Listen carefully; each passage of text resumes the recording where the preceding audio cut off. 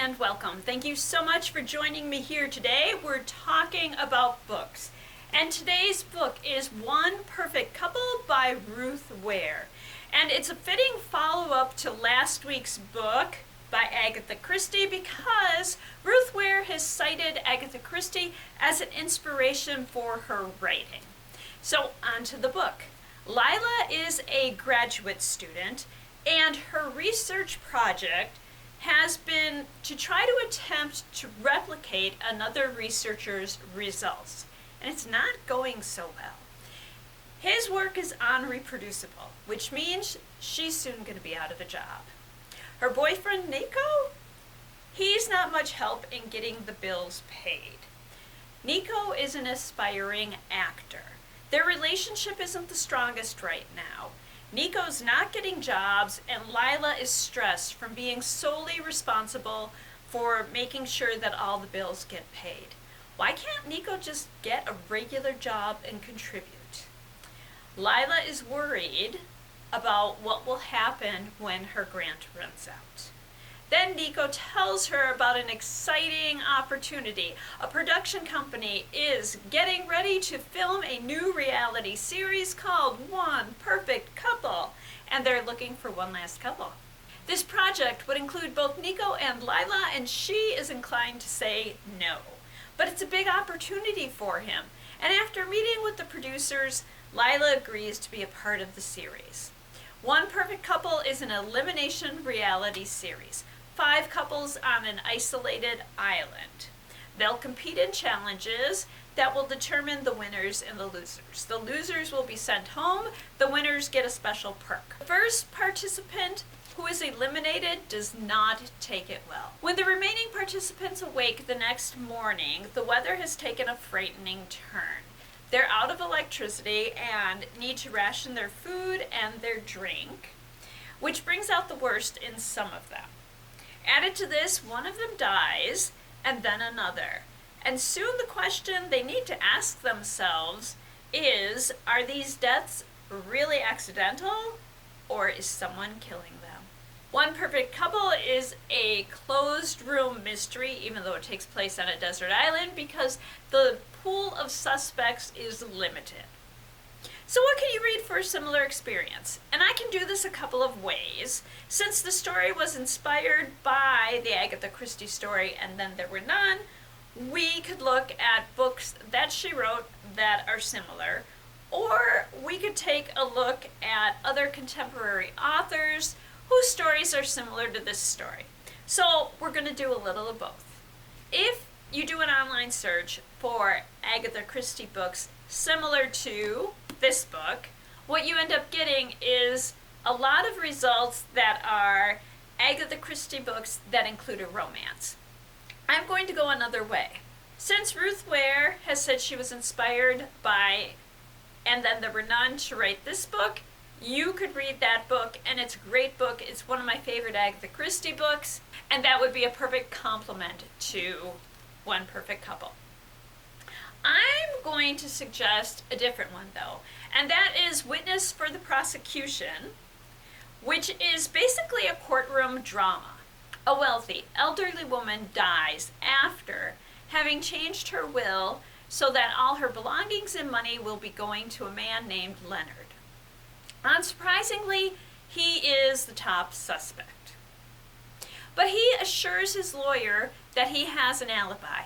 He was with his wife all evening and all through the night, and she will testify to that. But his wife has a very different account of that evening. And now on to contemporary authors whose books are similar to Ruth Ware. With these authors, any of the books that you choose will be great, but I will suggest one for each of them. And first we have Miranda. And for her, I'm going to suggest The Perfect Stranger. Leah needs to get out of Boston. Her old friend Emmy has just broken off a relationship with someone, and so she suggests that they move in together and move to rural Pennsylvania. Leah can get a teaching job there. After moving in, a woman who looks a lot like Leah is assaulted. Within a couple of days, Emmy disappears. Worried about her, Leah cooperates with the police officers who are investigating the case. As the investigation continues, the police find no signs of Emmy's existence.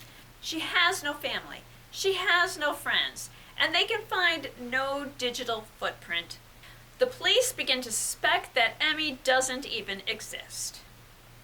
Leah's credibility is in question, and she is going to have to revisit her past to find out who she can trust and how she can clear her name. Our next author is Riley Sager, and the only book I've read by this author is one that I highly recommend, and that is Middle of the Night. It's the story of a man, Ethan, who must finally contend with the events of the summer that he was 10 years old, and his best friend disappeared. And he needs to deal with the reality that something strange is currently happening, and it's related to what happened that summer. And finally, Frieda McFadden, and the book I'll suggest is The Boyfriend. Sydney has no luck dating until her current boyfriend. And he's perfect. He's handsome, he's charming, he's a doctor at a local hospital. Sydney is lucky to have found such a perfect man. She should feel safe, but she doesn't. The police are investigating the murder of a young woman, and she's not the killer's first victim. The suspect is a mysterious man who dates his victims before he kills them. And lately, Sydney is being watched by someone, and she's afraid she might be the next victim. And there we are. And at the end of the last video, I selected 2 books for a future video. One to fulfill the prompt to read a book with a musical term in the title, and that is Ballad of Songbirds and Snakes. And one to fulfill the prompt to read a book with a 4-star or higher rating, and that is Sunrise on the Reaping. And we will be getting to those soon, but I want to pick another book, and so let's see what prompt I get.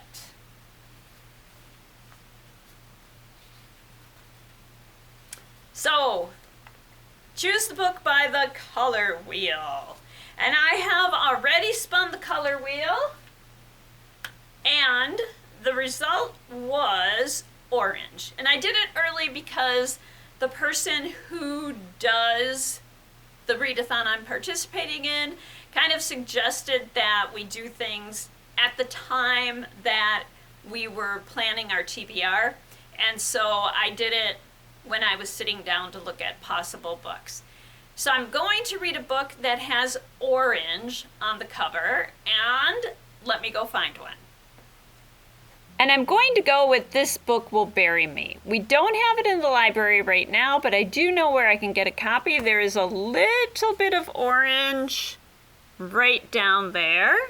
And I have read 2 other books by this author. The first one I read was In My Dreams I Hold a Knife. It's a dark academia mystery. And the second one that I read was Midnight is the Darkest Hour. I liked both of those books, so I'm very excited about this next one.